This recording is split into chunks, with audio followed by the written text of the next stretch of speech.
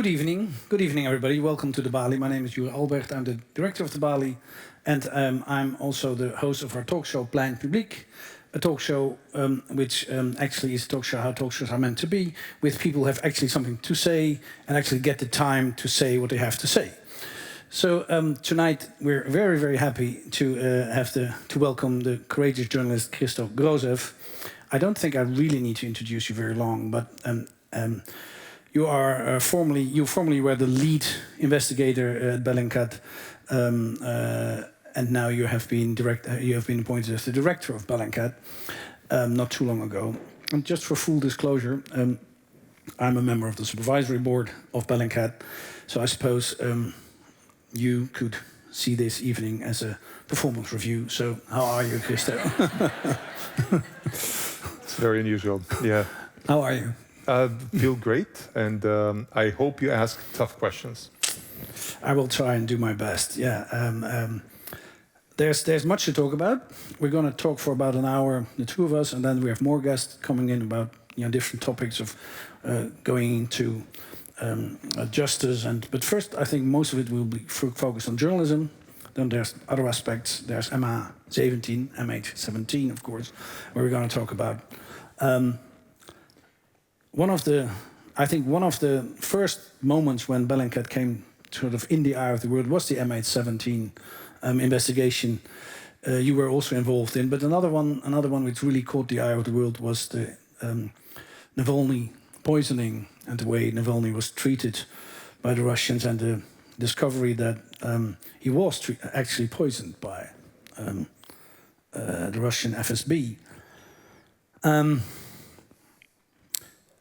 Navalny, of course, and maybe is, but you could probably say, the main opposition leader in Russia, who actually was taken out of relation just before the war. We've just seen that. We're just witnessing this moment of the first half year we've witnessed.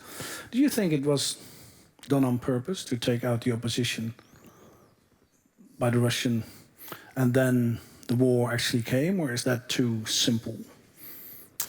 It's speculation, of course. There was definitely a plan to curtail free media in the anticipation of the war. That was a plan that started at around the time that Navalny came back, in 2021, the beginning. I don't think that Putin expected him to come back, so he had kind of gotten rid of him, he thought, and then he started the program of curtailing the free media, and the initial plans to arrest journalists, which materialized later in the year, started. We got a lot of tips from people in law enforcement, and even disgruntled FSB officers who said, anonymous emails to our accounts, tell your Russian journalist friends to flee. So it was kind of pre-announced. But to answer your question, whether Navalny was part of the plan to clean up, it could be, but there's the opposite theory as well. Our good friend Roman Dobrokhotov from the Insider Russia, he has the theory that the exact opposite took place. Putin had prepared for war in 2021 because there was open source evidence already in December and January 2021 that there was a surge of troops towards the border for another exercise. And that for that war to start, you need a mobilization of all the available resources, including the police, the Rosgvardia, the internal troops, and stuff like that. And then suddenly Navalny, against all odds, comes back in January. Which is sort of a crazy thing to do, actually. It's a wild card, exactly right. Yeah. And then people go to the streets, hundreds of thousands of people throughout the country, if you count them together. And then all of the Rosguard, all the police, they have to deal with that. So there's this hypothesis that actually Navalny's crazy return delayed the war by 1 year. How credible do you think that is? At least 50%, yeah. Because there is not an endless amount of troops. Putin, you would think that the Russian army would be so vast that they don't care, but now we know. No, he would have known that at least, right? He would have known that he doesn't plan to do mobilization. He would have known that he needs definitely consider that from his point of view, obviously, he didn't know anything, as it turns out, right? Because he expected this war to be over in 7 days. Yeah. You think he did? Yes, no question about that. I mean, this has come. Why do I think it? So, in our investigations, we've interviewed a lot of people, and including in an investigation into the private military company Wagner, you may have heard about them, we established some sort of a contact with some members of this military, paramilitary, private military organization. Mercenaries, basically. Mercenaries, exactly, yeah. Yeah. And then some of them in January said we're being prepared for a war, right? But it's going to be a very short war. January this year. This year, yes. So it seems that they knew way before some top government officials knew, because Lavrov, for example, found out at the last moment. But these guys who needed to prepare the grounds, actually their job was to go there and wait for the signal to assassinate President Zelensky. That was their job. So that's why they knew ahead of time, because they needed to go there ahead of time. But this guy, or these two guys that we talked to, they said, the war will be over in 7 days. We've planned everything out. So they believe that, yeah? And therefore Putin must have believed that. For such a war that is planned as a blitzkrieg, they would have needed the whole of the police, because it would have required an occupation of a country that is, well, many tens of millions of people. So thus, even if you lose like 1/3 of the police force to rallies in the streets, you can't start that war. So that's why I think it's 50-50. Maybe that was the... Yeah. Because an occupation of Ukraine, which is nearly 50 million people, would need a lot of police forces. Yeah, because they knew, of course, that most Ukrainians were not that happy to be under Russian foot again. Yeah, they didn't know the full scope of the truth, but again, Ukraine, at least Western Ukraine, they knew would not take this sitting. But now that we get into this, the state of mind of Putin, it's very interesting, because you do read Russian and you speak Russian, which for us is an amazing sort of opportunity to speak to somebody who actually reads the and can listen to the Russian press. And of course, Bellingcat has been researching it for a long time. So you think that Putin thought that it would be over in no time, there would be a real blitzkrieg, and it's plausible. So was he lied to by his whole organization, or did something else happen? Or is I think so. We investigated a lot of Russian military operations since 2014. One of them really enlightened us about how the Russian army lies to the top. That was when we investigated a very serious war crime, which was shelling of a residential area by Russian military troops in January 2015 in Mariupol.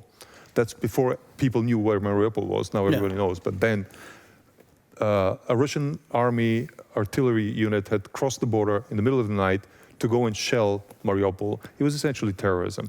And then they went back. And we investigated this case. That investigation resulted in us listening to about 5,000 phone calls that were intercepted and were part of the criminal case file, and they were shared with us. And you could hear the Russian soldiers at every level of the hierarchy lying to their superiors. And at the top, it was like a compote at the bottom and a computer at the top.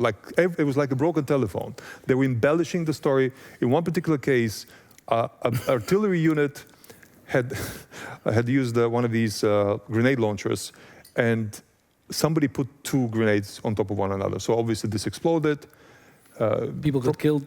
About 8 of them had been killed. And the troop commander, or the commander of this unit, was talking to his boss and saying, what do I report? What do I put in there? And then his boss from Rostov thinks and said, put in there a very precise strike from Ukrainian artillery.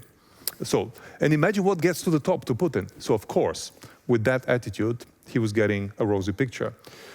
People that I know in Russia, former military intelligence officers who are now living in the West, they kept telling me, how can Putin believe that the army is at the top shape when the rest of the economy is clearly terrible, yeah?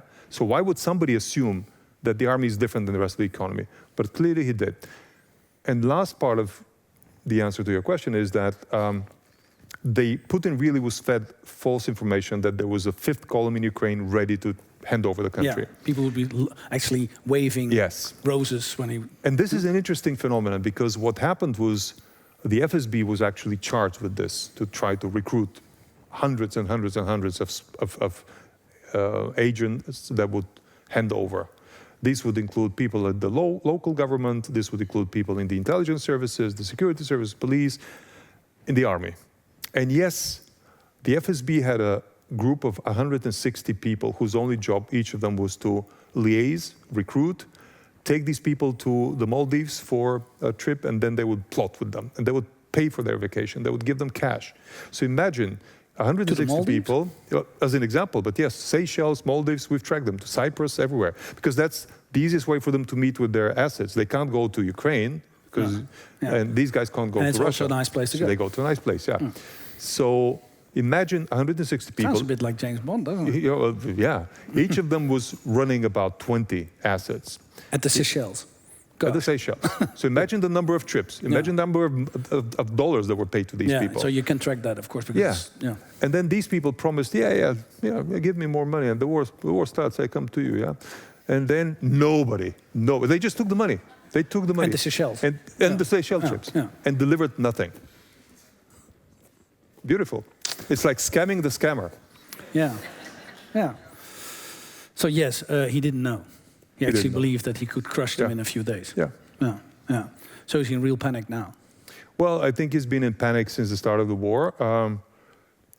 The way people who know him describe his behavior now is he lives every week almost as if it's the last week of his life. Yeah? So he doesn't feel the manipulator, he feels manipulated. He feels that the war is imposed on him. It's not something he planned for. So the strategy is written on a week-by-week basis.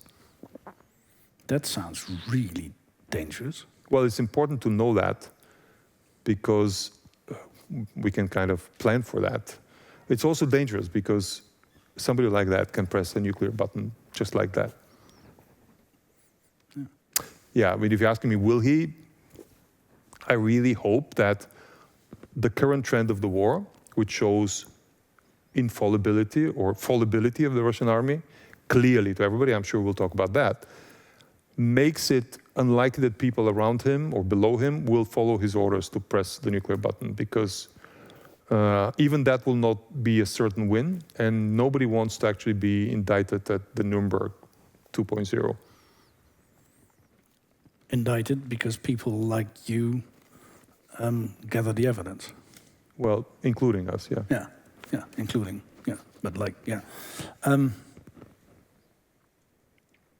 So holding them accountable and pointing out that you will be, that actually the deeds and the misdeeds which have been perpetrated are seen and written down archived, and archived, is sort of the only assurance we have. Actually, you're making a good point that I didn't even think about, that this war is different than previous wars because there's a proven record of investigative journalists making a real-time, validatable archive of the war crimes. This has never happened before. Before it was all based on hearsay, based on claims of one army. History was written by the victors. Also. Different now. Different. Yeah. It's transparent, it's open source. Years after the fact normally. And that should make people, especially in commanding positions, think twice before taking orders. Should. Yeah. And actually the Nazis told the Jews they were killing, not only we're killing you, we'll make sure nobody in history will ever know. Exactly. Which they were proven wrong, but at that moment everybody thought it was possible. Yeah, but again, promising that something will not be known today, especially after, I'm not saying after our investigations, but after so many investigations have proven that that promise cannot be kept. You've seen the Navalny film, right? We're gonna have a look at it. There are these guys. There was the secretest of secret poisoners. They had personal promises that their names will never be known, right? Made to them, yeah. Made to them, by the FSB. exactly, yeah. Yep, yeah. Now their names are known, their faces are known, and then their relatives disowned them and divorced them and stuff like that. So this would lead to a different attitude by the next recruitees for poisoners. They will not believe anymore the promise. So I think we're doing a good deal because we are reducing the trust in the system of intransparency, of secrecy. And in the war, it should be the same as well. So that's actually amazing thought, that open source journalism, journalism in general, and investigative journalism might be one of the few guarantees we have that war will not get out of hand. Well, in a competent war, yes. But this also seems to be an incompetent war. It seems to be a war where there's no control over how the people on the ground act. Yeah. But people don't abide by the rules of engagement. And this is part of, it's almost inevitable, because Putin, in order to, somebody advised Putin to do one thing smart. He moved the war, the cost of the war in Russia, outside of the capital. So the cost of war is paid by the poorest of the regions. By the regions on the other side of the Ural. Exactly, right. So if you go there, you will feel the anti-war sentiment, because the mothers know, because the body bags are there. Yeah. But if you go to Moscow... Hundreds of sons come back in a body bag. Yeah. If you go to Moscow, it's life as normal. And this is a smart strategy, right? But it leads to unrest between, well, disbalance and hatred between the provinces in Russia and Moscow. And it leads also to an interesting phenomenon, which is the soldiers and the mercenaries are now complaining that they're fighting against people who are supported by all of society. So Ukraine is mobilized, supporting all of it. And they, the Russians, are forgotten by their society, because the news in the evening tells the people in Russia, everything is okay, we're winning. And nobody pays attention to the war anymore. So these people are there, and they're dying. The Ukrainians are kicking their ass the last week. But in Moscow and in St. Petersburg, they think everything is fine. So nobody even bothers to check on their, or help them, or sign up for a volunteer. So it's funny, but Putin did get some advice to do some things right, but it's like a butterfly effect. You move one thing and then you create another problem at the same time.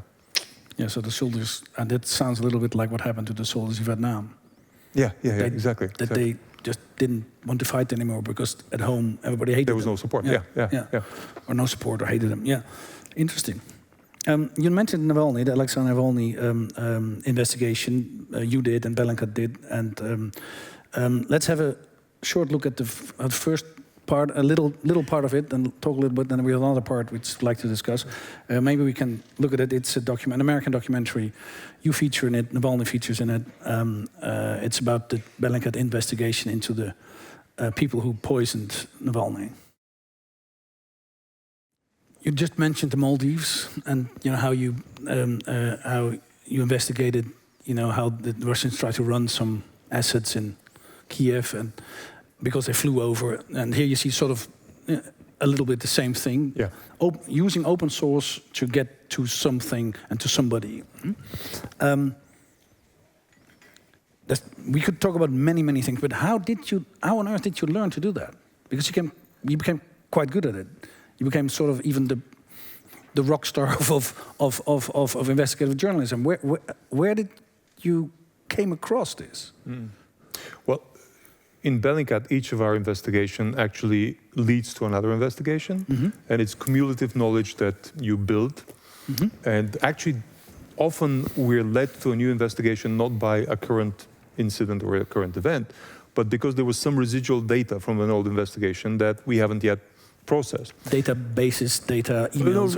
Like a pattern, or like we have a lot of databases already by now, but it's not enough to just have database. You need to know what you're looking for. So one of the things we figured out in the Skripal investigation case was that Russian spies use fake names. Skripal was also poisoned by the FSB. Also poisoned with Novichok by the same institute, by the way. By the same people. By same, different people who use the same scientists for the production. But we figured out that they use the sequential passport numbers for their fake identities, right? So patterns, Yeah, I mean, they just get a box of empty passports once a year. And Yuri, what name do you want today? Here's a passport. But that means we can go and in leaked databases, we can find consecutive other passports. And then we have a new name that we didn't know before. And then we look at where did this person fly to? Oh, wait a second, he was in the Czech Republic when there was an explosion in the Czech Republic. So we discover a new crime that was a cold case before, just based on such residual data from previous investigations. How do we learn to follow the travel? I mean, it's obvious. Actually, when we were investigating even MH17, we used leaked travel databases to find out who had flown to Rostov near the border with Ukraine just before the downing of MH17, and who had flown back after that, just after. And we were able to find senior members from the FSB who were in charge of providing authorization for the transport of heavy weapons across the border. Clearly, these people become prime suspects in an investigation case. So yeah, having a database of travel, especially in a corrupt country like Russia, where everybody sells everything, because that's the recipe for survival of Putin. He has to allow corruption at every level, yeah, including at police, FSB. Including people who work for the telephone company. Absolutely, yeah. That is a boon for investigative journalism. You just need to think in terms of patterns. And you can buy all this sort of You don't much of it. You don't even need to buy it, because what happens is a lot of databases, a lot of these leaked databases are first sold to somebody, and then they become open source within a year because somebody gets tired of and says dumps them on torrent sites or on forums, and you can just download them for free. And then you sent Navalny a tweet. Yeah, a direct message. Yeah, a DM. Yeah, but from on the back side of Twitter. Yeah, you did. Yeah, you didn't know him. No. I mean, we had actually argued on Twitter before. Once I put out a really nasty message about him.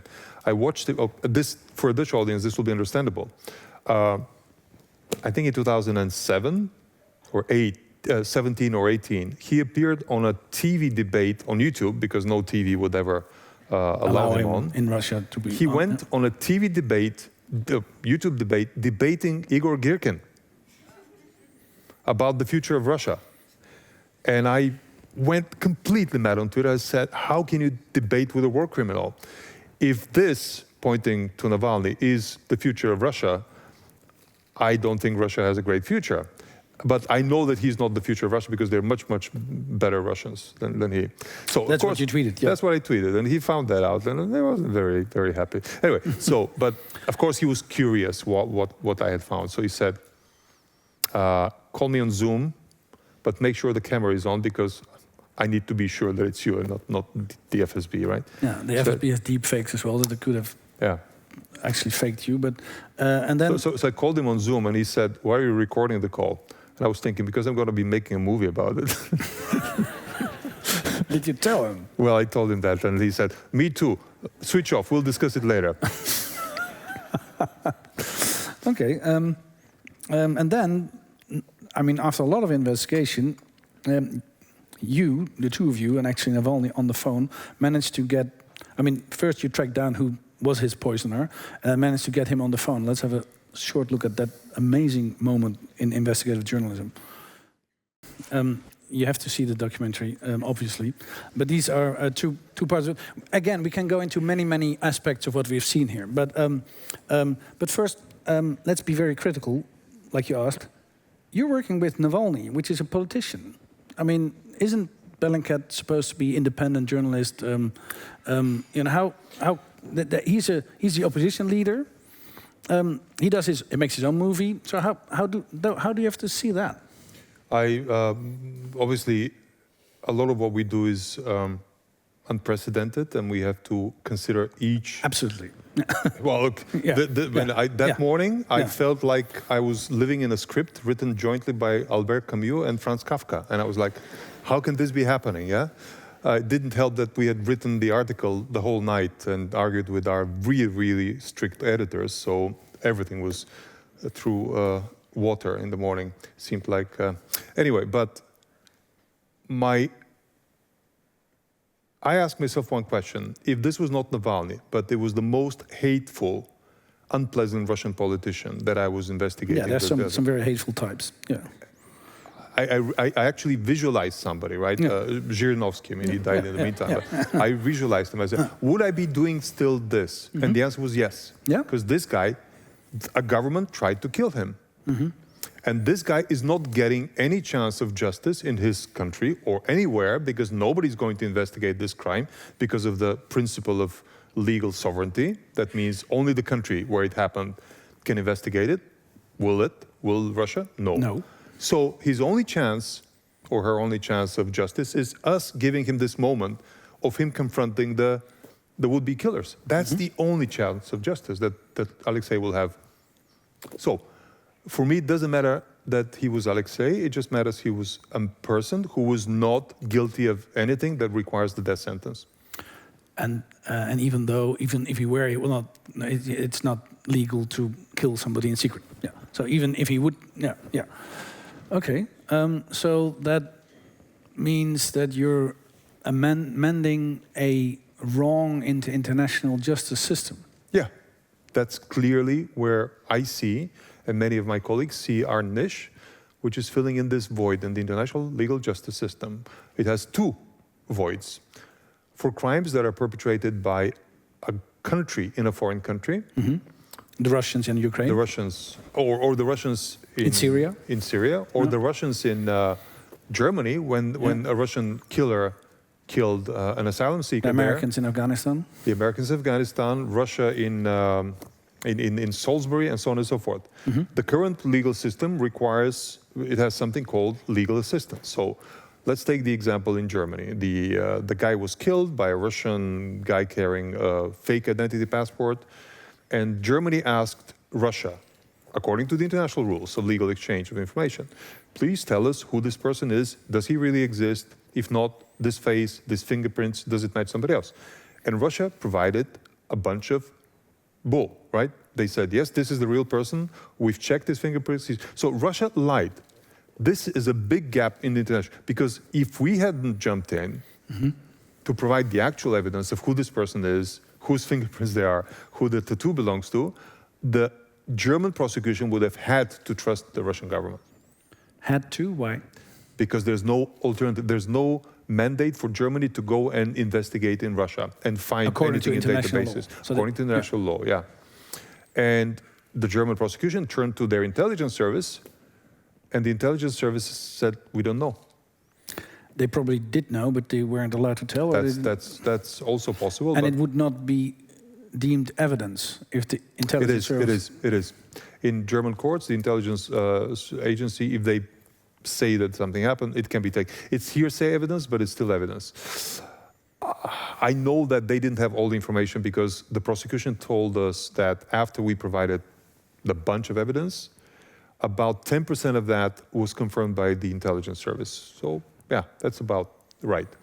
The rest, they said, we don't know. They didn't say it's not true. They said we don't know. So this is the first gap. And Okay, that's the first gap. Let's stick to the second gap, and then I remember my question. Yeah. And the second gap is what happened to Navalny or to Dmitry Bykov, the poet who was poisoned by the same poisoners, to Vladimir Karamurza, who was poisoned twice by the same poisoners, to Nemtsov, who was killed with a gun in front of the Kremlin. No other country will investigate this. So it needs something like a forensic investigator that will do that. And Bellingcat and others are filling that gap. Yeah. But how come that you Bellingcat is a very small organization, and there's a lot of volunteers and stuff like that. But I mean, basically, some of it is a lot of ragtag and becomes more and more professional. But still, how on earth are you able to do 90% of the work which the German Secret Service can only 10%? They have so much more resources. I mean, is that very plausible? Well, it happens. Therefore, it is plausible. I think we have several advantages. We don't have to abide by this principle of legal sovereignty. So we can go into Russia and we can buy this data, right? We can collaborate with other media that we trust. So it becomes almost a crowdsourced process. So we leverage our methods, but they're done by more people, by the Insider, by the Spiegel, and it becomes a professional group of 8 or 10 investigators working on a particular case. And it becomes our real life 24/7 for 3 months or 4 months or whatever time it takes. We take it home. I don't think the prosecution or the intelligence services take these projects home. No, it happens. There are prosecutors who do, but sure. So there, especially on the international level, there are several who've done amazing things. But I understand what you mean. Yeah. Yeah, and the last thing that I would mention, where we have an advantage over them, is we see it on a transnational basis. So we see the crime group, which works on many countries, and we understand over time their methods in a way that local prosecutors and even local intelligence see it only from their point of view.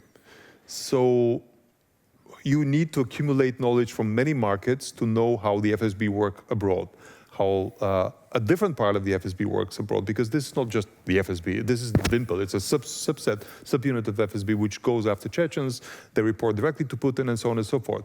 Other FSB, they report to a different guy.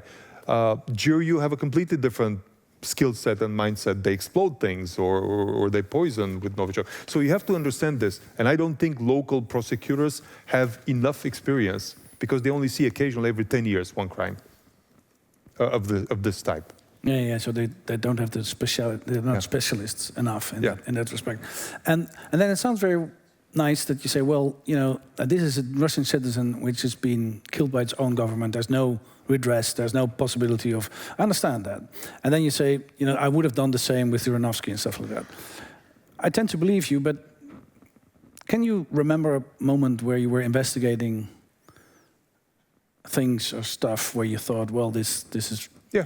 I mean, personally, where you thought, this is very good news for somebody I really dislike? Well, when we investigated the Vladimir Karamurza poisoning by the same FSB team, we did find that the American government had hidden evidence. That the FBI had actually destroyed evidence, and that the CIA had hidden evidence. And it seemed to be based on some deal with Russia in that particular time. And we published that, and we actually accused the American government. We investigated the war in Yemen for a long time. For a long time, yeah. And we found that America sold weapons secretly, illegally, or at least undisclosed, to Saudi Arabia, and that those weapons ended up being used in the war. Yeah. And the American government didn't want that to be known. We investigated the bombing of a hospital in Afghanistan by NATO forces. We proved it was NATO forces. So yes, these are not pleasant findings, but we don't stop because they are not pleasant. I mean, you can say that there's a bias of choosing what you investigate, but you can also say that most of the crime that is not admitted, because mind you, the Americans did admit that they bombed the hospital after. Well, that's a big difference. Yeah. Sure. Even Iran admitted that they shot down the Boeing after we proved it to them. The only country that doesn't admit and continues doing it is Russia. Yeah. So it requires more attention. Yeah. So it requires more attention because they lie more. They lie more, and they have the money to buy people to believe them. Yeah. But then, especially this scene where it's proven that actually people who directly under Putin do poison Russian citizens, opposition leaders even, then it becomes very personal, of course. It's not very dangerous. Yeah. I mean, Navalny said just before he went to Russia, he said, I was number one on Putin's kill list, you're number one now. I mean, he knows more than we do, so I guess some of that is true. Maybe not number one, but maybe like number 4 or 5. Yeah, that's a relief. Yeah. Big relief. But do you stop? I mean, no. Actually, one tool to protect yourself is to be always like in the middle of a new investigation, so that they have at least a reputation cost to take you out. But of course, we take precautions, and I mean, Desi, Bellingcat's chief operating officer, is here. She knows the focus on security, on digital, but also hiding our office. You don't know where our office is. We're not going to tell you. No. I didn't know where our office is. I hardly found it today. So yeah, that's an example of. No, but it's true. I don't know. No. So, but the riskiest times are at pre-announced events like this. Yeah, that's just to reassure you. Yeah. Yeah. No, it is. Yeah, I understand. Thank you for coming. Thank you. And actually, thank you for staying the course, but that's obvious. Because you just very easily say, yeah, but must really get to you. The what? Isn't that dangerous? Because now you have an enemy who's one of the most No, I mean, powerful people in the world? That we don't think of that. I mean, Elliot recently said, yes, if you start thinking about it, it will depress you, but we don't think of that. I do think about other people that we've exposed to danger. I mean, whistleblowers who shared with us, and that takes an emotional toll that, especially when you see them go after them and arrest them, and that more forces self-censorship of what you don't investigate, because you don't want to expose people to risk. So you put a higher threshold on what is worth investigating. Yeah, I see that. Yeah, because you risk other people's life. Yeah, so you need to be more sure, or exactly. More important. Or yeah.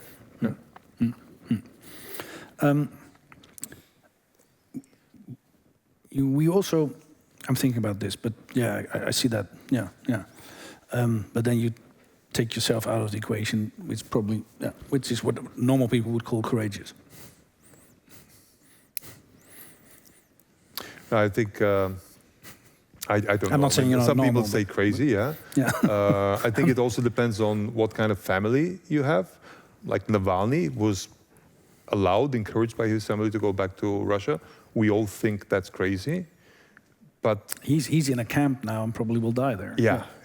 But many of us in Bellingcat, being allowed by our partners or wives or husbands to do that, is also part of the equation, because many of us would not be doing it if we're not encouraged or allowed. Yeah. Recently, you to go a little bit more into Ukraine and then also go to the M817 cases, with people here also talking about that. Recently, you, at least a few of the Bellingcat's investigative journalists, published Tracking the Faceless Killers Who Mutilated and Executed Ukrainian POW. It's on the Bellingcat website. It's a rather long article. Again, proving sort of the same methods of investigation, partly here as well, proving who actually did mutilate and kill a Ukrainian prisoner of war. We could talk about many things, but one of them is, of course, the basis of the investigation are three rather cool reels or movies, or how do you want to call them? Clips. Short videos, yeah. Short videos of people doing horrendous things. You don't actually link to those videos, so you don't put them on the Bellingcat site or a link on it because they're too cruel. Why is that? Because you're open source, because you... This article has been probably the most controversial in terms of internal processes of what we should do with the findings and what we shouldn't do than anything we've had before. And there was no consensus, I have to say. But it's what the editors... There's a sovereignty of the editors in our situation. The editors who did actually the investigation? No, the editors who are actually... Editing it after. Reviewing it after that, yes. Sure. The investigators, I was part of the team, Eric and Michael and Carlos were all working on this for about 6 days, non-stop, 24/7 almost. We found the person who did it. Yeah. We actually talked to him. Yeah. We spent hours watching through the most horrible, on repeat, most horrible thing anyone has seen. I was going to ask you, but now, we cried when we watched it, but we had to watch it because we needed to see a pattern of a hand and then compare it. And then, knowing who he is, agreeing that he is that, the editors told us, no, we're not going to publish his name, and we'll blur up the faces. Obviously, this led to different opinions, yeah? But some of the choices we made, I completely agree with, and there was no controversy between any of the members of the team. And these included not linking to this. Yeah. Anybody who needs to validate the video can find it easily, but we don't want to expose the regular audience to trauma. Yeah. This is trauma that we have to be trained how to survive. We actually have trauma classes, trauma processing, survival classes. Yeah. Yes, yeah. We also have trauma classes, but those are different. And the regular reader doesn't, so we can't do that. Yeah. And the second thing that we agree with is that we don't link to their social media profiles, because that will expose their relatives also to doxing. So these are two things that there's no controversy about. But blurring the face of somebody who, even in videos that he agreed, that he posted publicly, or Russian media posted publicly. And where he agrees that it's him. Huh? That it's him. Yeah. It's a bit of a very high standard, yeah? So my problem was not really the high standard we set for ourselves. That's okay. But if you know that other media will immediately unblur it and publish also the links to the family members and stuff like that, it appears to be a bit hypocritical. You're covering your own moral ass, but you're not really helping the cause or the people. So, but anyway, it's just a philosophical viewpoint. Mm-hmm.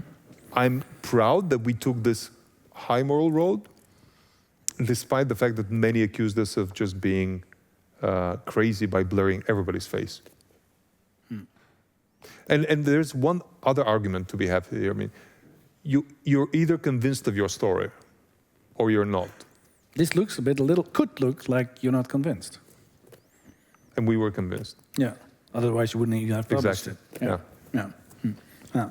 Difficult. Very difficult. Yeah. Protecting a criminal. Well, let's talk about the emotional toll of talking to a criminal for 45 minutes. Which I did, yeah. I mean, the guy that I had just watched on repeat, mutilating somebody and then shooting him in the head, and then me talking to him and listening to his lies. Yeah, a lot of it was lies. Yeah, it's terrible. Yeah. It's terrible. Yeah, but we had to go through that.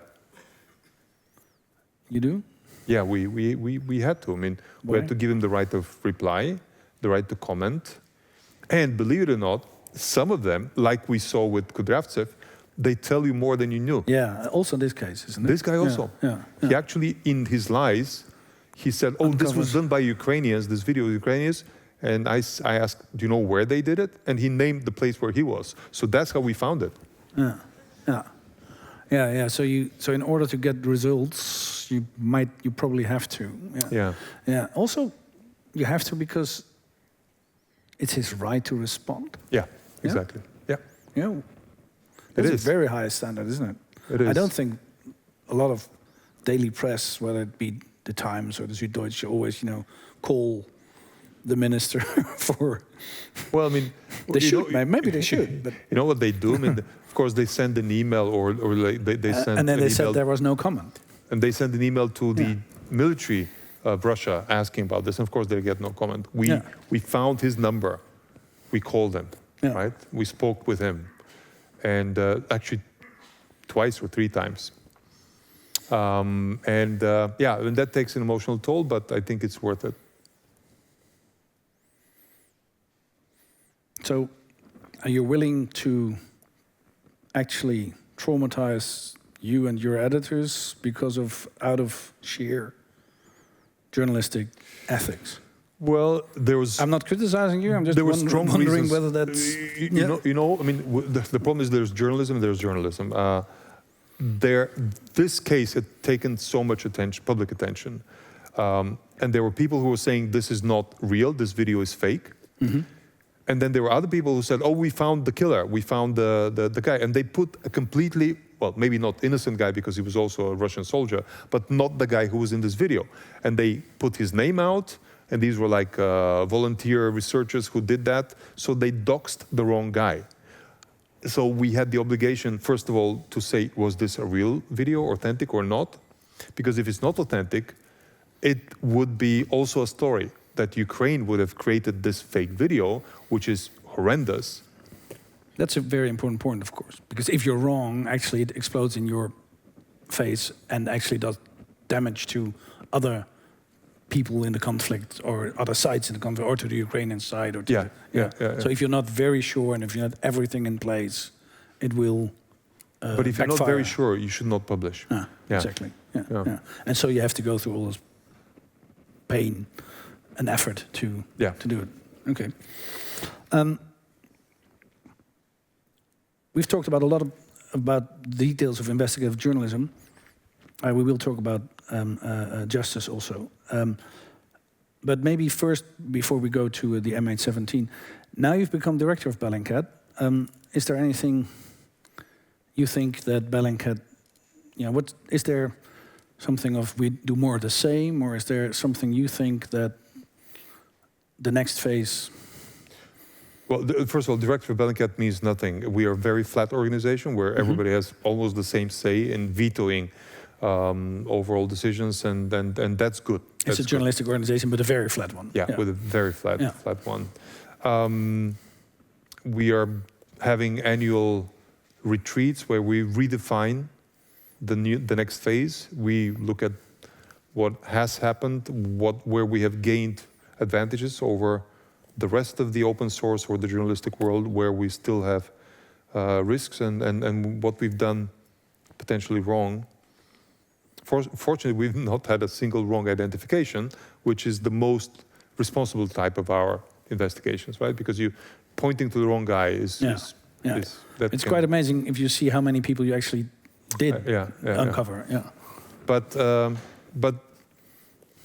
it's an annual rethinking of our role. So that's why I can't say what it should be in the future. My personal gut feeling now is that we should go back to more outsourcing and crowdsourcing as we did in the beginning. And in the last couple of years, we became more of, let us do this. But the trick, the attraction of Bellingcat as a name and as an organization at the beginning was allowing everybody to be part of it. Open source. And I think we should invite more people to participate in our investigations like we used to do with MH17. Yeah, so you can mobilize a lot of people. Yeah. And that's nice because now I'm looking at Piet Ploeg. We asked him to tell us a little bit on the case of MH17 in Dutch,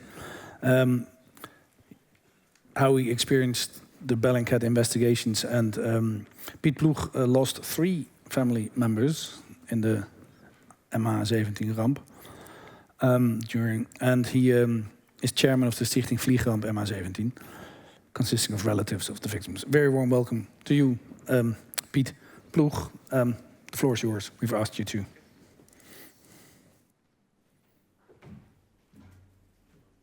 Ja, dat kan. Graag. Ja.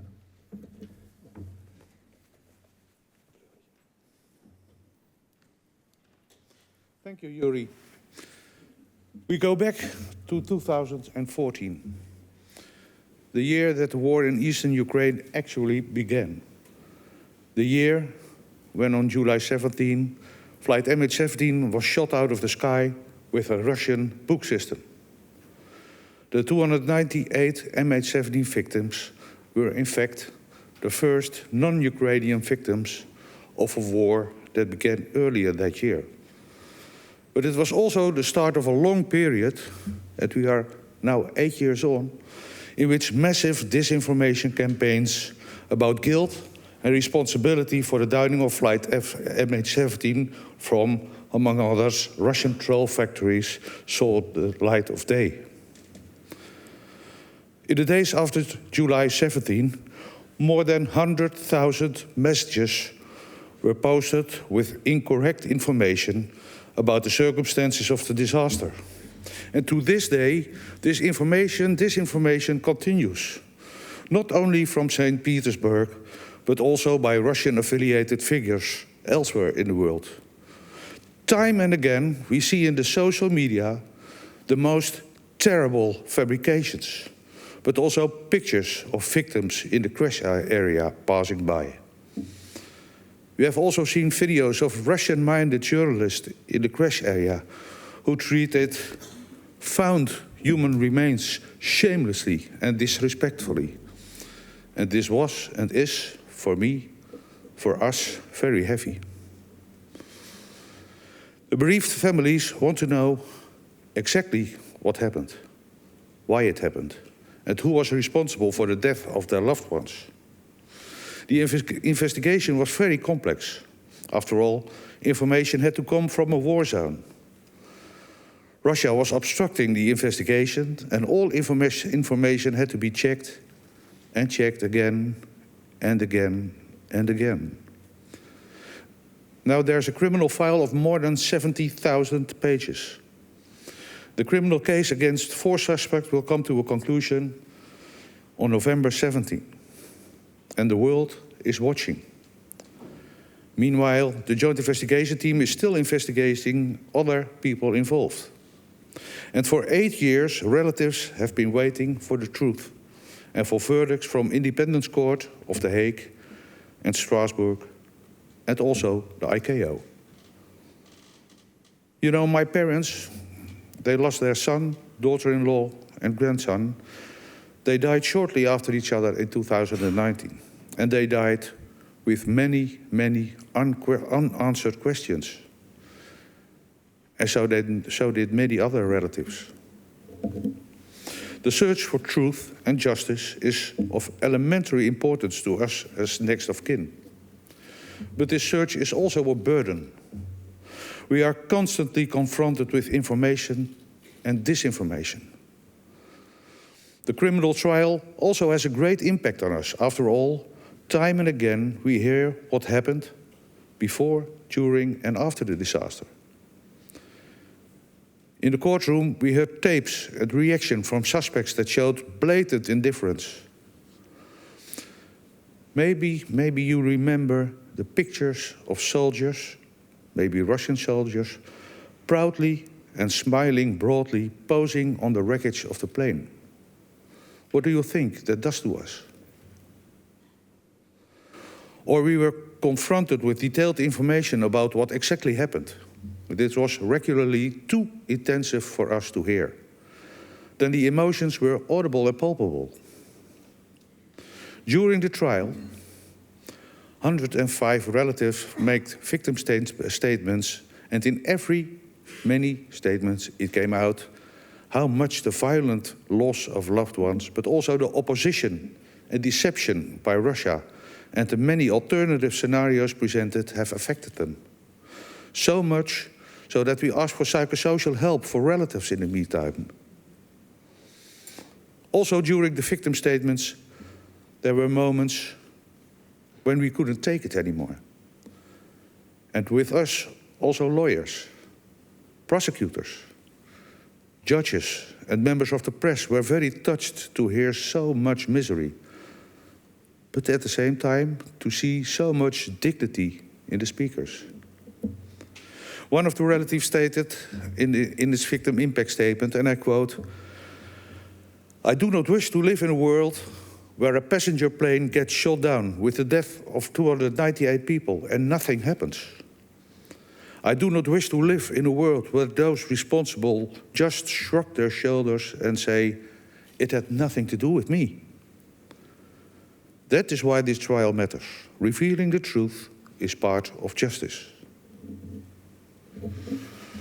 In January of this year, we stood, together with the Dutch delegation and those of Ukraine and Russia, before the European Court of Human Rights, during a hearing on the complaints filed by the Netherlands and Ukraine against Russia. It was very difficult to have to listen to the Russian delegation, who, with official indifference, that's what we call, how we call it, official indifference, went out of his way to reject any responsibility. During the hearing, I quote again a relative, "I still cannot fathom that our family is caught up in a frustrating and deadly political crisis. Politics that my parents did not choose to be a part of, yet were dealt a consequence that ended their life in an instant." In February, Russia invaded Ukraine. That had a big impact on many bereaved families of MH17. It brought a moment in 2014 very close, and also our relatives are victims of this war that actually started in 2014. I've been in contact with relatives who were completely panicked by the events in Ukraine, even to the point that rapid psychological interventions proved necessary.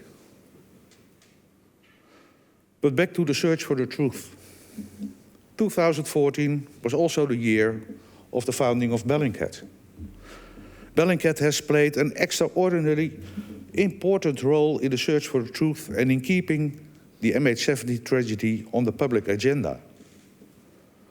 Bellingcat introduced, at the time, new investigation methods, which are now being used to the advantage of police and intelligence services. And although Bellingcat does not have to provide the criminal evidence, because that's for the JIT and the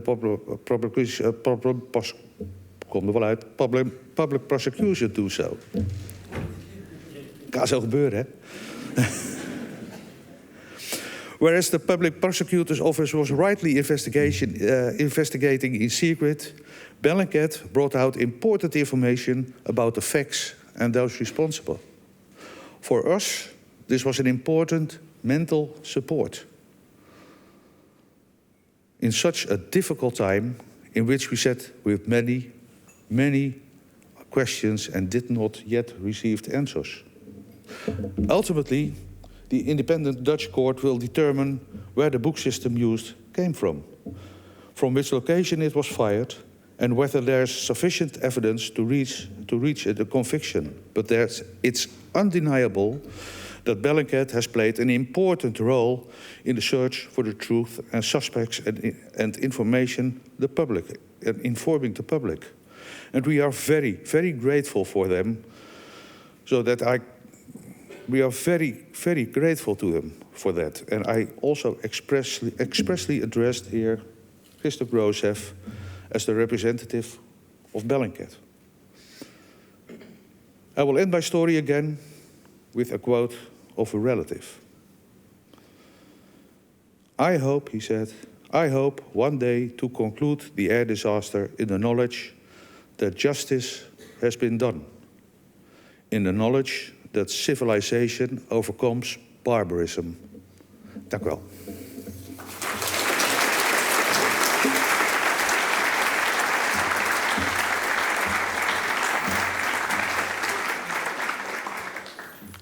Thank you very much, Piet Ploeg, for sharing your thoughts with us. It's hard enough, I would think, to have to do that years and years all over again. So it's very, very much appreciated that you actually... I think we do understand a little bit how difficult it is if it's your relatives. We at the Balie Foundation had a member of our board killed with her 3 young children on board. Yeah. So that's not my relatives, of course, but so, it must be much more difficult. It's much, much appreciated that you again, come and talk about it. And I think what a lot of people, and it's very wonderful how you pointed that out, not only you lose your family, but years and years and years you're confronted with lies and accusations, which makes it, of course, much more traumatizing. Yeah, that's true. I follow on a daily basis the social media. You do? And I have to. I have a role in the foundation. I have to follow the social media. I don't do it because I like it, because it's 99% bullshit and respectless and shameless messages. And every time I have to see bodies and body parts of sometimes recognizable bodies of victims of flight MH17, I see alternative theories that MH17 in fact is MH370. And a lot of people mean to think that all the bodies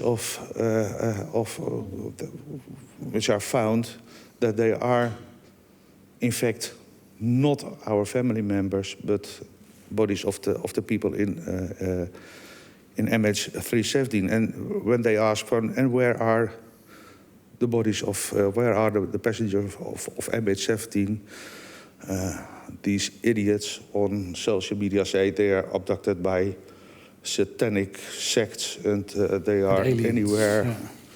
Hidden by the CIA and the Mossad. But you know, this is so disrespectful, and we always warn the next of kin, don't read it. We'll do it for you. You know, in 1% of all cases, there is useful information on the social media, but it's really painful. And also when we heard the suspects and the lawyers of one of the suspects during the trial, that was very difficult to hear. The constant denials and alternative scenarios. Let's talk a little bit also respectless about this aspect. I'm going to ask Christo Grozev. Thank you very much. Thank you very much for being here and explaining it to us.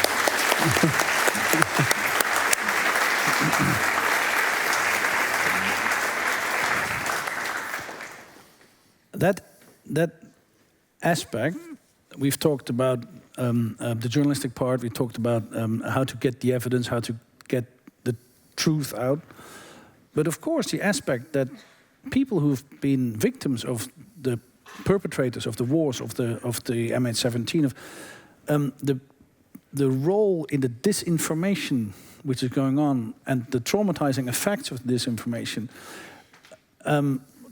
they hardly come into play too often. But as we're here now, it's a very important part of what you do. Were you surprised by that? Please, No, did you know actually, that? We're not surprised because that's part of our motivation.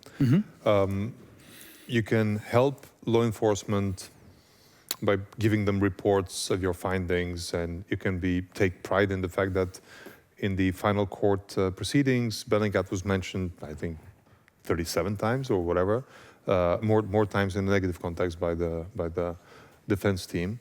But that's justice delayed. And if you don't act in real time against the fake news propaganda, then that hurts the relatives, society as a whole, but the relatives as well. So this is the motivation to come up with reports almost in real time when we have something new, and not to just wait, and not to even listen to requests from the Joint Investigation Team. Please give us time to do this and that. Yeah, we'll give them 3 days, but not 3 months, because this information that otherwise will fester as false information. So it does play into our motivation, yes. Yeah. And then we did investigate actually a separate disinformation project by the GRU, and we are sued for that investigation in Russia. It was the Bonanza Media project, yeah? But that was a custom-made disinformation project, the way we see it. Yeah, and that happens actually, custom-made disinformation, and that's traumatizing, of course, again, the people who experienced the atrocities. Yeah. Yeah. And it's one thing to be a useful idiot and just to write what you think, and that's completely wrong. It's another thing to actually do it in a structured way because somebody has an interest in that, in hiding the truth, and that's, I think, a next level. That's how Piet Ploeg actually made the same point you are making, that because the level of denial or the level of misinformation or is so big that there's more need to actually investigate it because the hiding and the mechanism of untruth or disinformation is bigger. Well, it's two reasons. One is the magnitude, the immensity of the lie coming from the mouths of Lavrov and Putin and so on and so forth is so striking that many people are fooled by that alone. It can't be a lie if it comes so open. It would be too easily debunkable if it was a lie, right? But then somebody needs to debunking, right? And the governments, unfortunately, are not efficient. They're waiting, they're polite. The Dutch government is very polite. They don't usually call out a lie. That's why, organizations like us have to do that. And the second thing is... Are they too polite? Yeah, absolutely. It's ineffective. It's ineffective. Well, I mean, look what the other side is doing. They're like literally throwing garbage at you, and you're just not doing anything. So I don't think that's effective. Yeah. But the other thing is that Mr. Rutte. Russia discovered this very efficient way of disinformation, which is not to say one lie, but to say 15, 20 different lies. Because, and the reason this is efficient is because it discourages debunking. Because now you don't have to debunk one lie, you have to debunk 15. You just give up. Alternative narratives. Yeah. No so media organization has the time to do that, and right? You just give up. Yeah, you just give up. And in that sort of 15 theories, one of the truths, but then it's just one of the 15. And and then you don't need people to believe any of the 15. People just need to get tired and to think, oh, it's too complicated for me to follow. That's the goal of this strategy. Also, very rightly, Piet Ploeg said the war we're witnessing now started in 2014. Yeah. I keep saying the same thing. Literally true. Yeah. Literally it didn't start in February. No. It's the same war. And the passengers there were among the first foreign victims. Foreign victims, yes. Yeah. So, if we come back to where are we too polite, we the Dutch, our government, because there's a lot of people who think, hey, suddenly there's a war. But, I mean, our citizens died there.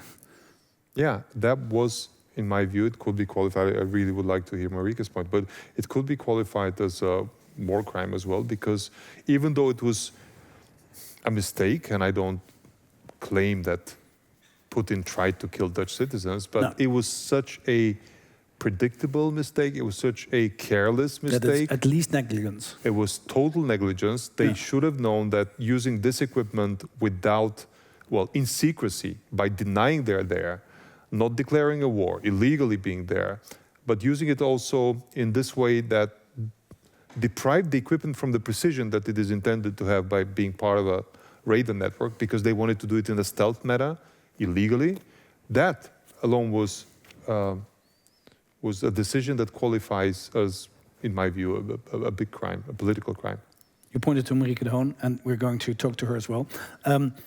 Please join us. Assistant Professor of International Criminal Law at the University of Amsterdam. Very warm welcome to you. You do research on the development of the international legal order, among many things, but you addresses crimes done in conflict and how the legal system reacts to that. We've been talking a little bit about that. You've also, I think, of one of them here, Handbook on Civil Society Documentation of Serious Human Rights Violations. Very handy for people who are witnessing those sort of crimes. I hope you never ever get into those circumstances, but if you are, this is a very good handbook, because we've talked about the journalism, but the international justice part, would you say that indeed, I mean, let's stick first to the MH17. Would that have been different, the whole legal procedure and what we've witnessed, and sort of the different without the investigative journalism aspect of it?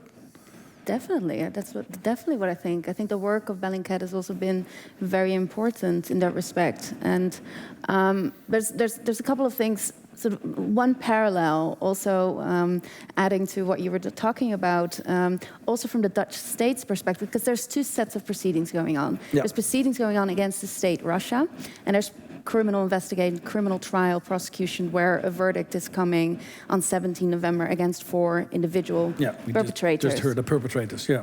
And so maybe first for the state, the proceedings against the Russian state and Strasbourg, the European Court of Human Rights, and the ICAO, which is new proceedings. There's a big parallel there, where usually when there's aviation disasters, almost always they are settled through diplomats. Out of court. Out of the room, like in some back room, and then there's a negotiation about how much acknowledgement and how much public statement will follow, usually very little. And then some compensation, usually also with some agreement and never discuss it anymore. So very often without acknowledging any responsibility for it. But something is settled. That's the usual turn of events. Looks a little bit like the Dutch government was hoping for that. Yeah, well, I don't know whether they were really hoping, because immediately, of course, when we saw when MH17 went down, it was immediately denial. And then what happened in that period is that the denial and then the fabrication of the misfabrication of all these, what happened. Ludicrous it kind of stories, pushed, yeah, it kind of pushed the Netherlands state also in, what do you do? Also that sort of need to debunk. So you saw organizations, and that also added pressure on the Dutch state, because what do you do as a state, especially a state like the Netherlands that is saying we are the capital of justice, when you're pretty much shot, like you're made a fool of by Russia by being lied to, and it was so obviously false lies. And so that also kind of pressured, added with the investigations by civil society, mostly Bellingcat, that at some point the Dutch state couldn't really, well, and sorry, let's not forget, very organized group of next of kin on Stichting MH17 that kept on having these discussions and asking the government, come on, where's the justice? And that would have been very different if Russia wouldn't have been lying, but Russia needed to lie, or wanted to lie, because it never wanted to admit that they were already fighting that war in the Donbass. And there were also legal procedures already by Ukraine against Russia for the International Court of Justice. So for Russia saying, oh, whoopsie, we made a mistake, would have had so many... supposed not to be even there. Would have had so many implications on the bigger scheme. And so therefore, MH17, happened what we saw. And the criminal, on the 17th of November, the criminal court case, could the Dutch Openbaar Ministerie, the public prosecution, could they have got as far as they got under at least a circumstance 20 years ago or something? No, and this is so interesting. What Christo was explaining on international law is exactly right. International law is extremely flawed, or open, or it is what it is. It never was something else. So we used to have, people just, roaming this earth, and at some point we started working together in communities, states, and all that. International law wasn't before we were. And then, we started negotiating. Okay, so how much international law do we want? Ooh, let's do it a little bit on trade. And then we had a bunch of world wars. And in 1945, we said, well, let's create the United Nations, and but let's protect state sovereignty for all sorts of reasons. And so exactly what Christo explained is it's extremely difficult to investigate crimes that happen elsewhere. So the idea really is that a state has to do it themselves. And then what do you do if they don't do it themselves? Now, up until a couple of decades ago, nothing. And then what we've seen happening in the 90s was a Rwanda tribunal, a Yugoslav tribunal, a couple of other ad hoc tribunals, where the UN said, well, under the UN Security Council, let's create a tribunal, an international criminal tribunal, and investigate those crimes for that situation in that other country. But of course, you can't do that against Russia, or whenever Russia is involved, or its allies, see Syria, because Russia is in the UN Security Council with a permanent seat, so it has a veto, so it will veto any inclination to do that. And so what happens it did actually veto, Yeah, but also a lot of proposals aren't even brought there because of course, what's the point, right?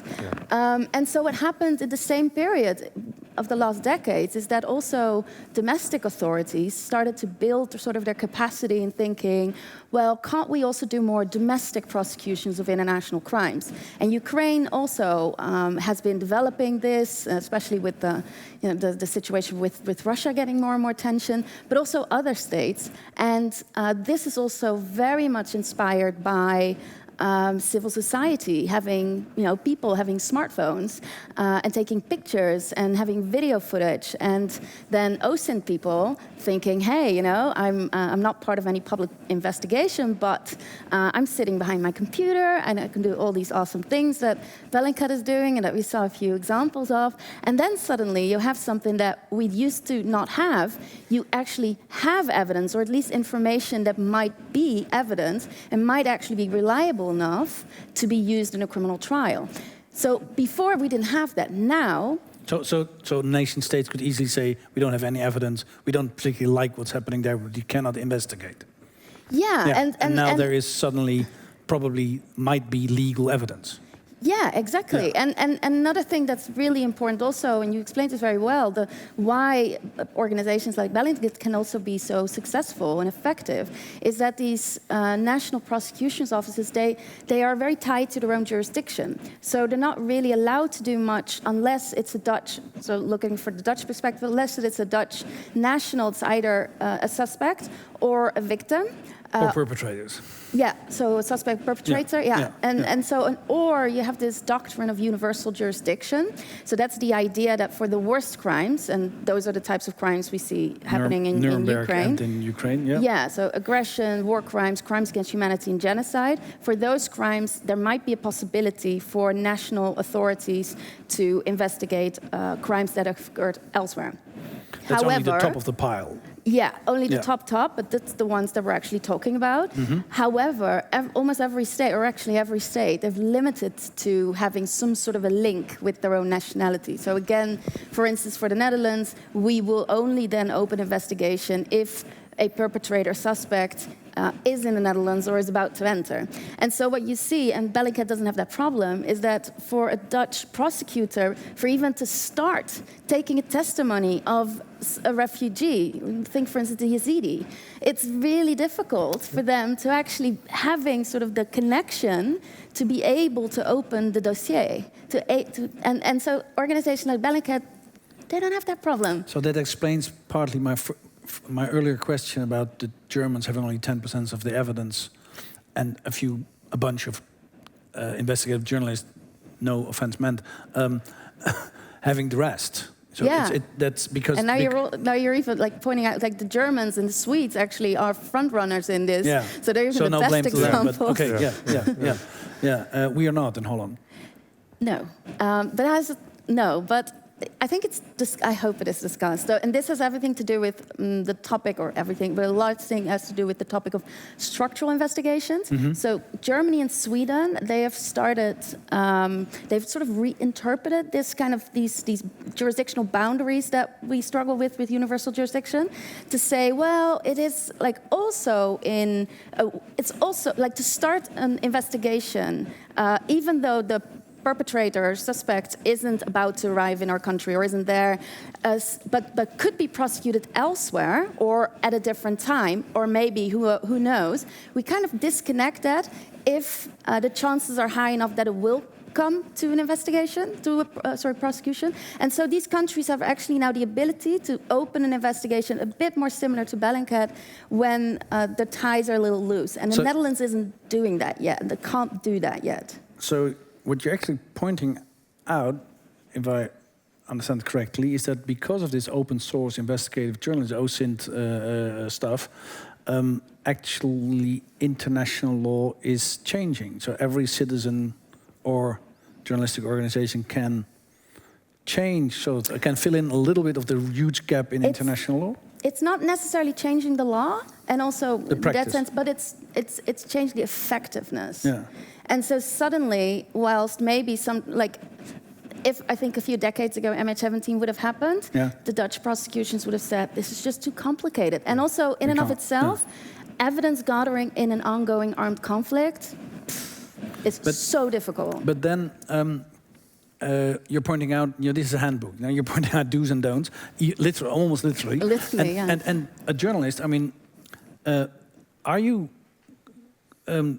taking the evidence to the sort of level where you actually can use them in a court, or do you just try to get? I mean, then you get into a different trade, because then you're suddenly not only doing journalistic work, but you're supposed to keep this standard, which is, I mean, it's not that difficult. But on the other hand, it's a lot of more work, and it needs to be less leading. For instance, leading questions. No. Huh? Well, I mean, the early stage of Bellingcat, we didn't see that distinction, but the type of reports we wrote were less articles and more reports, and that lends itself to a more like scientific paper report, and that is closer to forensic evidence than a journalistic investigation saying it was hot on the 13th of December, right? Which is not the way we write. But over time, we realized the importance of how some of our purely journalistic investigations ended up being causing the reopening of cold cases because of evidence we discovered. I can list several. I mean, there was a poisoning in Bulgaria of an arms dealer in 2015, which was closed as rucola poisoning. And the guy claimed, I'm allergic to rucola. I never would have had. Oh, you see, you're allergic. That's why you were poisoned by rucola. But when we Arugula, is it that dangerous? Apparently, yes. Oh, God. But when we published our investigation in 2019, showing that the same guys who were in Salisbury when the Skripals were poisoned were in Bulgaria on the 2 days that this arms dealer, who was selling weapons to Ukraine in 2014, And they had a little bag of arugula with them. and yeah, exactly, was poisoned with symptoms that are very similar to Novichok. The Bulgarian prosecution had to reopen the case. And now there are indictments against Russians from the same unit. The same with the Czech Republic. So yes, this is helping. And now what we have in this war, to answer your question, we have a completely separate team focused on evidentiary data gathering, not journalistic data gathering, but evidentiary data gathering. This means preservation of the evidence in a way that will be usable in court, with chain of custody, with pre-validation, and with de-biasing, so to make sure that we capture all of the evidence without looking for a particular guilty party before we gather it. All the required tricks of the do's and don'ts, so that it can be easily taken by courts under universal jurisdiction. Sounds fabulous, but on the other hand, just because you're this journalistic organization with breaking stories, which makes a lot of waves, and then you almost become a Human Rights Watch, which is a total different animal. And that's why Or the International Criminal Court. And that's why we put the Chinese wall between the people that work on this versus the people that break the stories. There cannot be collaboration between these groups. No? It means we have half the people who can break stories, so that's the downside, right? Yeah, exactly. Because we have very few people that can write articles like the one that you showed. But we felt that it was important to preserve in real time the evidence, because we know how perishable the evidence is. We know that it can be deleted tomorrow. And unless we preserve it in the right way with this chain of custody, it will be useless for courts tomorrow. Yeah, and this also, what's so important is that Bellingcat knows what it's doing, and a lot of people don't. And that's also why we wrote that handbook. This was 2017. We saw in the Arab Spring mostly, for instance, there are lots of people taking lots of videos. Yeah. And lots of courts were at first, well, courts, lawyers are always a bit conservative, right? Or almost always. So it's a bit like, oh, don't do that. This is, you need to be professional in order to do that. Yeah. But at the same time, there's a lot of potential there because of all the restrictions that I was just explaining, and Christo explained of what national prosecutors can actually do. And so, but the problem is that people don't understand, first of all, how likely it is that they're unaware of the dangers they're getting themselves into, or others that they are interviewing. How easy it is to actually damage the evidence and therefore destroy it, make it absolutely unusable. And so we started working on this, and we realized also that, for instance, the International Criminal Court was like, yes, please do this. And they're like endorsing it because they are reliable on, if the quality of the material gets better, they can actually do more with it. And so the whole book kind of starts out with, don't do this, just don't. Call the investigators, call the professionals, just, unless you really, there's no other way to do it.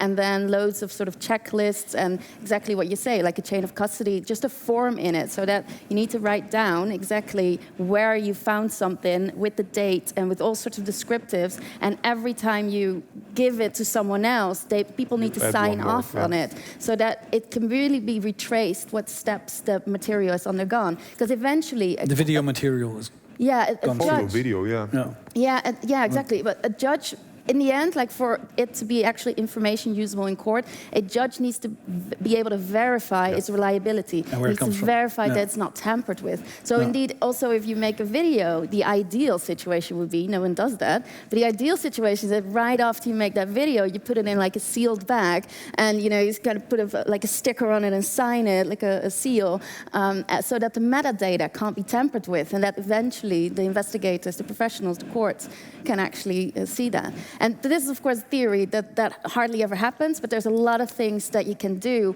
that helps. For instance, if you take a crime scene, you take a picture. If you just take a picture of the little area, like, how are we going to know that's in Ukraine and not in Yemen or Syria or whatever? Or, you know, the vice versa. So what do you do? So you need to be able to like take also the big view and then see if there's remarkable buildings or trees monuments or trees or whatever. And remember that, you know, if you in a war crime scene, do take the scenic and a newspaper from that day to show that it's that day, like in the movies. Yeah, and a little ruler, like a lineal, in the picture, so that you can see the actual size of it. And then this is where organizations like Bellingcat come in. So lots of people do these things. They post it on their social media. And the brilliance of, the importance of their work for then courts is that they can connect all of these little informations to make it a big narrative. So one video, okay, what does it say, and etc. But 10 or dozens or thousands of videos, all sort of showing the same kind of thing, which can be corroborated with satellite images that just prior to what happened, the building was standing, and then after it didn't, and connected with weather reports that it was indeed cloudy or the sun was shining at that same time from a certain distance or angle, and so the shadows all follow that angle. It's holistic verification. That's what we strive for. And it's similar to the language that courts understand, because they also want corroboration of various witnesses. And that kind of fits into their expectations. Yeah. And this we used to not have. And now, you know, a court case based on one witness or a few witnesses are extremely unreliable because of their memory. And that's another thing, like you already said, leading questions. So if a helpful civilian citizen that doesn't really know what they're doing, they start taking witness depositions, but ask them leading questions. Not only is that testimony useless, because maybe you put that thought into their brain, so a judge can't really take much of it, but also the witness can probably not be interviewed later on, because you don't know whether the memory is now original or through that helpful, you know, thought to be helpful conversation. And so it's so important that organizations like Bellingcat, that you give a lot of trainings. With my NGOs, my side job next to university, we do a lot of trainings and just to try and get people to understand what the dangers are and how to do it better. Yeah, so it's changing. Actually, I think everybody could realize that when we saw the storming of the Capitol in Washington, the United States, where a lot of the trial is actually based on all the videos, which are everybody was filming everything, and that would probably not have been possible a few years ago. I'd like to bring in a last guest to our talk show, who's been following us from Ukraine, Mr. Ruslan Dainichenko, and I hope I pronounce it right. You probably know better than I do. Ruslan Dainichenko. Dainichenko, director of Kiev Mihola School of Journalism and director of Stop Fake. Warm welcome to you from Ukraine joining us. Stop Fake, a journalist platform that seeks to counter Russian propaganda. Warm welcome to you. Thank you for joining us. You've watched part of the conversation, maybe even large part of it. This is all very well sitting on a sofa in Amsterdam, although some of the people here in the audience have relatives killed in eastern Ukraine as well. But you're an NGO, Stop Fake, you're a journalist in Ukraine. How does that sound from a war-torn country? First of all, I would like to thank you for the invitation, and I would like to thank the countries and citizens who support Ukraine through this very difficult period of time. And it's really difficult. And I would like to add to this conversation to MH17. We, as a fact-checking organization, we've been in this business for more than 8 years, and we've been following the MH17 case either.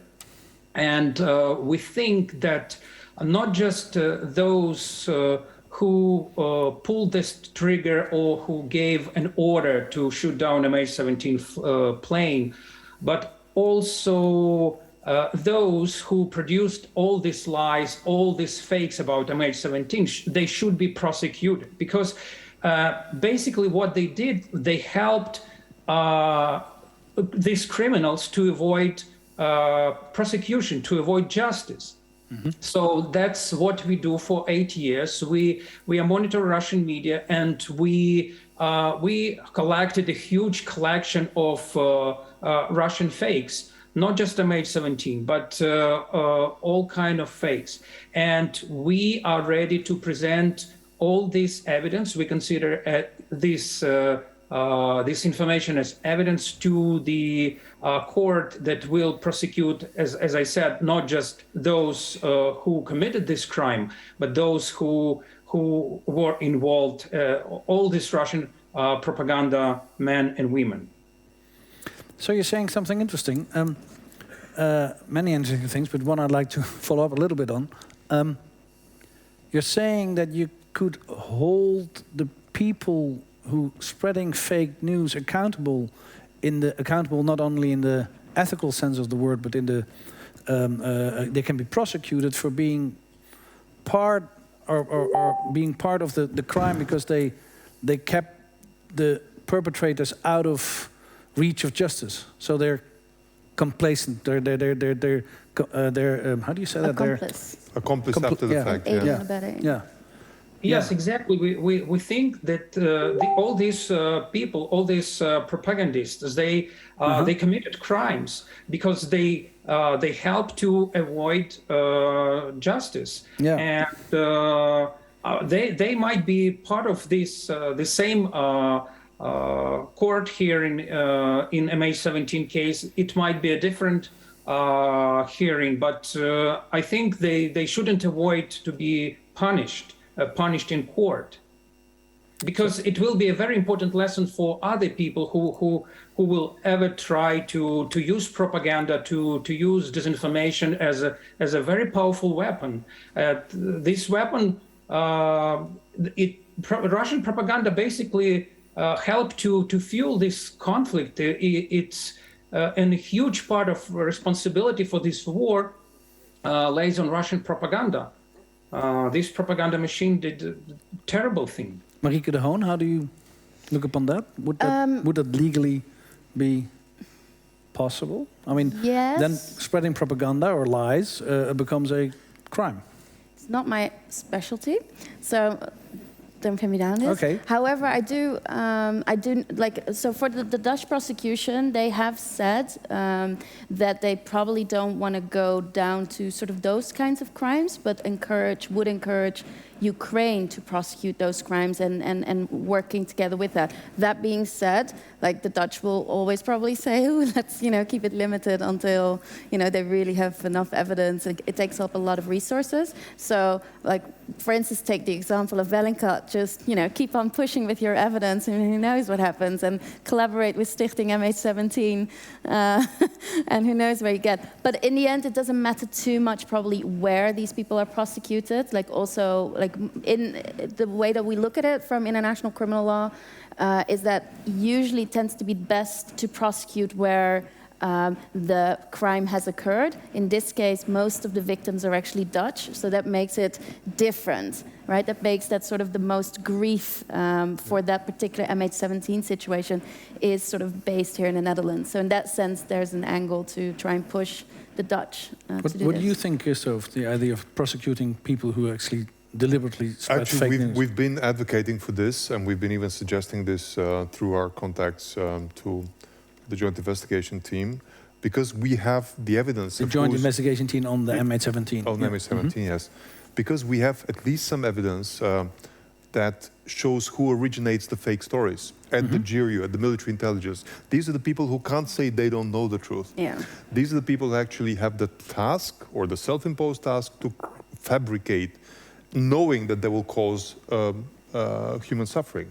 So from my point of view... That's what we heard, of course, Yeah. from the families as well. These, Yeah. And this cannot be equated with freedom of speech in some perverse dimension, because these are military people who actually started inventing stories. Yeah, you can see the progression. You can see how they paid for fabricating stories and so on and so forth. So I think this is a crime. I think it's a crime. And it's also Definitely, it's a civil. It's something that can be prosecuted under civil law for the human suffering that they caused knowingly. Definitely, But yeah. probably it's also a crime. I think so too, and also an organized crime. And that I think that the difference very much is, you know, If it's state-induced, or then could be organized crime. You mean? yeah, and it very often it kind of seems like, oh, there's some people, there's some trolls, there's some crazies, and etc. And I think it's really important also through the work of Bellingcat and others to demonstrate how organized it is, and that it comes also from the military, and that is also part of the warfare, and we call it then lawfare. So it's using also, well, it's information war, but also it's often using law in all sorts of ways to kind of fight that war. And these kinds of structures, they're not novel, because there's always been propaganda in war, but in this Ukraine-Russia war, this information war and disinformation and this lawfare sort of rises new levels in a sense. Ruslan Dernitjenko, if you gather the evidence, do you have access to the International Criminal Court, or is there interest from international legal bodies in the evidence you gather? We are trying to inform lawyers and those who might be interested to help us to present it to the court. We are not lawyers, we are journalists. So we are collected this evidence, we are collected this information, and we are ready to work with lawyers who can put this information to the court. And how do you store it? How do you your evidence? Well, we have more than 5,000 stories on our website with debunks. So, and this is exactly, we have information about who produced these fakes, what media disseminated these fakes, and how they were produced. So we can present this information to lawyers and to those who are interested. Sounds a lot like Bellingcat, actually, Christo Grozev. Yep, of course. Would you're just saying we might want to reopen up to working with all sorts of volunteers, other organizations? We've made, I mean, before we had ad hoc cooperations, collaborations. We've just decided on creating a more structured collaboration, initiation and vetting unit within Bellingcat. So we'll be much more proactive in seeking out cooperations. Ruslan, last question maybe, but are there, you're a journalist, your organization is a journalistic organization, Stop Fake, and also the School of Journalism, of course, where you teach. But how about citizens? Is there any awareness on, I mean, horrible things being done in Ukraine, many people witnessing things. Citizens, is there any awareness of filming things or gathering evidence among fellow Ukrainians? Yes, Ukrainians, and research shows that Ukrainians are mostly prepared among other European nations to Russian propaganda, because Ukraine was and still is a testing ground for Russian propaganda. They test their new approaches, how propaganda works. They test it against Ukraine. So I think it was one of the achievements of our project and our colleagues that we persuaded not just Ukrainians, but many other people that Russian media, it's not about informing people. It's about, it's an extension of Russian foreign policy. And it's a very, very effective tool they use to brainwash people, and they use it as a weapon. And I believe that Ukrainians are aware about it, and I believe that a lot of people in European countries, in Northern America, they know about this either. Interesting. Looks like from sort of fascinating investigative adventures, which sounds a little bit romantic sometimes, maybe James Bond-esque. We come to a whole international legal system and to part of modern warfare, which is actually done by propaganda. And it's probably true. Ukraine is sort of the battleground for disinformation and misinformation. Actually, the reason why I got back into journalism after a career in commercial media was because of the what I noticed in early 2014, which was the whole of the Russian media, all of it, all TV stations in Russia, all newspapers were suddenly mobilized to only brainwash Ukraine, a different country. So for months, you could not see on any Russian TV channel news about anything happening in Russia. It was all talking to Ukraine. So yes, they were battleground, mobilizing the media of a bigger country to target a smaller country. It has never happened before, right? So Ukraine has been in a unique situation to actually experience this for years. And still actually resisting it. So the brainwash most of Ukraine, yes. But yeah, it did work on a small part of Ukraine. Yeah, yeah. Very interesting. Thank you very much, Ruslan, for pointing this out. It's an important last part of our conversation. Thank you for joining us. Thank you all three for joining us and talking at Plein Publiek. And of course, thank you, Piet, for... I think he just left. But thank you for sharing your thoughts on MH17. Thank you for being here and listening to us. There might be a last questions. Maybe somebody who wants to join in. The lady in front of it. There's somebody coming with a microphone. Otherwise, the many people at home who are watching with us won't be able to hear you. Hi. Thank you. Can you hear me? Yes? Yep. Okay. Hi, so my name is Galia Petrenko from MSc Nederland. And my question is about disinformation and propaganda. Well, I think it's primarily a question to Christo, because well, we see the propaganda, all of us, the disinformation that's being spread online, and the resources that are being put into it are huge. And my question is, do you see any ways to counter it? Is there something that tech companies can do more? Is there something that governments can do more? I don't know, to stop the spread of propaganda that's being paid for by other, say, unfriendly countries. Thank you. Well, the simple answer is there's much more than that tech companies can do, and I think they hold the moral responsibility. Many will say, but they're already doing things. For example, Stop Fake have been engaged to help, or I don't know if you're still doing that, but to help Facebook with filtering disinformation in Ukraine. However, it doesn't happen in every country, and the digital minister of another East European country, I will not name the country, but he was complaining to me the other day that he called a meeting with Facebook to show the gravity of the problem because of the algorithms of Facebook favoring particular conspiracy theories that are fake news that just create their own virality. And Facebook said, we don't see a problem. So yes, the tech companies are the ones that hold a lot of sway, and they should take a much bigger responsibility. In terms of what we as media can do more efficiently, I think we can't debunk every single of the 16 lies we discussed, but we should consistently show the trend to the audiences. So the audience don't have to even look at the 15, and they can say, okay, if it's 15, that means the country that has something to lose is faking it, yeah? So the trend is the only thing we can point out. Mm-hmm.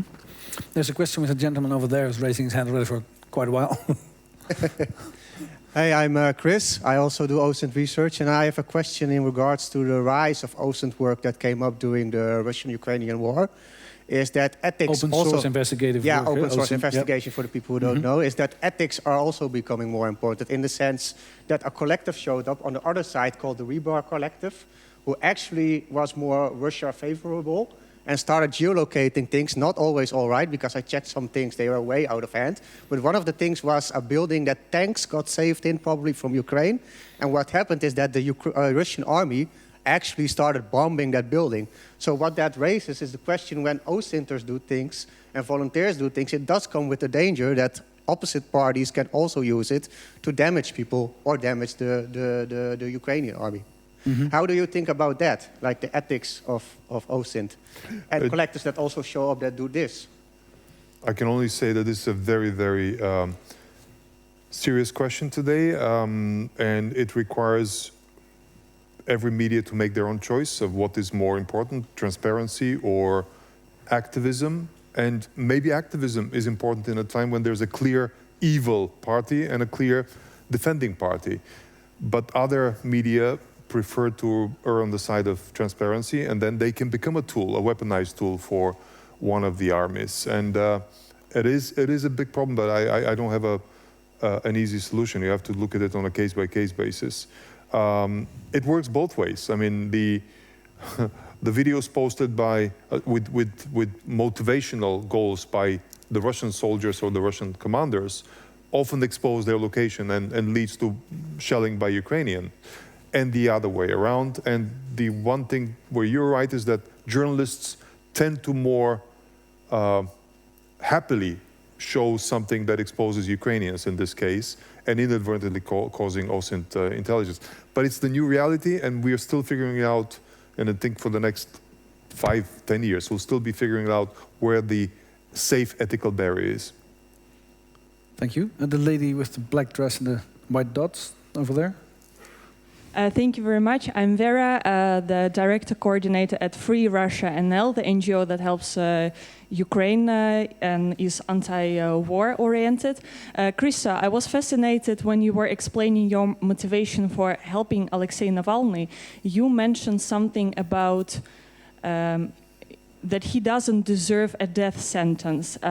Do you think there is someone who deserves a death sentence? And no? I was using that rhetorically. I don't think anybody deserves a death sentence. The Russian law, however, allows for a death sentence despite the moratorium that they have, because Russian law says that anybody who is suspected of terrorism can be chased around the world by Russian intelligence services, and they will not be prosecuted for that. This, in fact, is a death penalty allowed by law, because there's no recourse against the person who prosecutes it. So that's why, well, it's a rhetorical thing. Of course, I don't think anybody deserves that sentence. We're drawing to a close, but there's a lady with got a black T-shirt, and I think there's an atom bomb on your T-shirt, or isn't that? But actually, it's written "No war, yes broccoli." oh, it's a broccoli. Yeah, it's broccoli. It's not rucola. It's broccoli. yeah, it is just a T-shirt. Yeah. Thank you very much for everyone. Christo, I wanted to ask you, as a journalist, how many times and how often did your colleagues, or maybe some people you closely interact with, turn out to be pro-Kremlin spies, or maybe some other terrorist organization spies?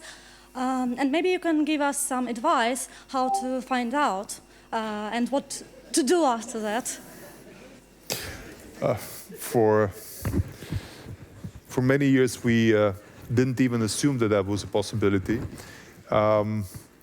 And more recently, with Desi, who's also in charge of HR at this point, we started considering that we should vet our applicants in the same way we vet our spies that we investigate before hiring them for the job. Not with the full severity of our tools, but at least somewhat.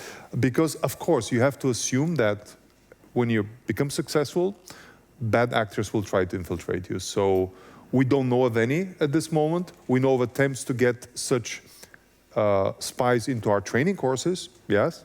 And since 2017, we have a very strict vetting procedure for training courses, because the last thing we want to do is train FSB or GRU spies. But our severity of filtering also means we're not allowing any intelligence officers, even of good countries, and even police officers of good countries. So we're only training journalists, NGOs, and so on and so forth. You can essentially read any of our how we did it investigators and apply it to your colleagues, and that's how you'll find out if you have spies. one last question. Yes, the lucky lady over there. I'm sure there are many more questions. Maybe there's time in the bar. I'm terribly sorry, but it's 10 o'clock also. Yeah. Alana Pelaeva, also Free Russia NL. I have a question to Christo. I'm here. So also connected to the previous one, we saw how easy it is for FSB agents to basically come to any country and do whatever they want, more or less. And then, of course, you investigate it and uncover, but it happens later. So what is your estimate for how many agents are there around now? And also how many agents are there more? No, in the sense that there are now more and more investigations that this socialite was discovered and so on. So how you estimate this network, actually? Thank you. 3 is the number in this room, in my estimate, which is a low number compared to Paris, where I was 2 days ago, where it was about 20. But seriously, there are several types of spies and agents that a country like Russia has. They have the deep illegals who live under a fake identity for 20, 30 years, 10 years abroad. They have a German, Dutch identity, and so on and so forth. I believe those are called juries, isn't it? Yes. There's a new thing which is called the semi-illegal. So it's somebody who recognizes that they were born in Russia, in Soviet times usually, but they moved to Western Europe in the 90s, so now they're a naturalized citizen, or they have a parent who's Russian, because then they don't have to hide so well their connection to Russia in this case. And then there are the short-term spies who travel like for 2-3 weeks or 2-3 days. And then there are the diplomats who work as spies. Now, based on a lot of our efforts, I can say that the short-term spies are almost disabled. They can't travel anymore because they used to use non-biometric passports, and now non-biometric passports almost don't get you a visa. Also, we outed 40 of them, and they don't have time to train new ones. And diplomatic spies and the diplomatic cover, they're also getting fewer and fewer because so many countries are kicking them out. And now at this point, these illegals are the most important ones. The semi-illegals and the illegals. So I think of that, there are currently in Europe, probably about 200 of them, but not like thousands. That's my best guess at this point. Of these, about 10% are GRU, and they're really interested only in military matters, like NATO contacts and arms installations. And the others are general political spies, SVR. So about 200. Okay, I hope our intelligence services take due notice. Thank you very much. That was the last question. Thank you very much, all 4 of you, for a wonderful and amazing conversation. We could have taken many other roads for our conversation and many other topics, but these ones were very interesting, I hope. At least they were very emotional, I think, part of it, and very interesting. Thank you very much for your openness. Thank you for coming here. Next week we will be...